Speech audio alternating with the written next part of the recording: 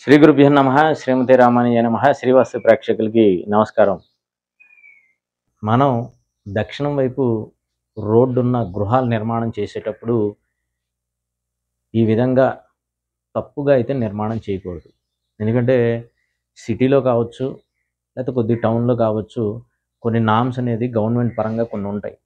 So దక్షిణం వైపు కనుక రోడ్డు ఉండి గృహ నిర్మాణం చేసేవాళ్ళు ఆ స్థలం వదిలే విషయంలో కొద్దిగా ఆలోచన చేసి నిర్ణయం తీసుకోవడం అనేది మంచి పద్ధతి. తద్వారా ఏంటంటే మెట్ల నిర్మాణం కావచ్చు, లేదంటే ఆ స్థలం వదిలి కట్టేటప్పుడు కావచ్చు, ఎంతవరకు మనం గవర్నమెంట్ నామ్స్ ప్రకారం డీవియేషన్ ఉంటే అవకాశం ఉంటే చేస్తాం. ఒక్కోసారి ఆ డీవియేషన్ కూడా చేసే పరిస్థితి ఉండదు. ఇటీవల మనం ఒక గృహం అనేది హైదరాబాద్లో చూడటం జరిగింది. వాళ్ళు దరిదాపు గవర్నమెంట్ నామ్స్ ప్రకారం వదిలి మళ్ళా రోడ్డు ఎక్స్టెన్షన్ ఏమన్నా అయితే దానికి వదిలి తర్వాత మెట్ల కోసం కూడా వదిలి తర్వాత గృహ నిర్మాణం చేశారు. అంటే ఆల్మోస్ట్ ఒక 17 అడుగులు వదిలి ఆ గృహ నిర్మాణం అనేది చేయడం జరిగింది.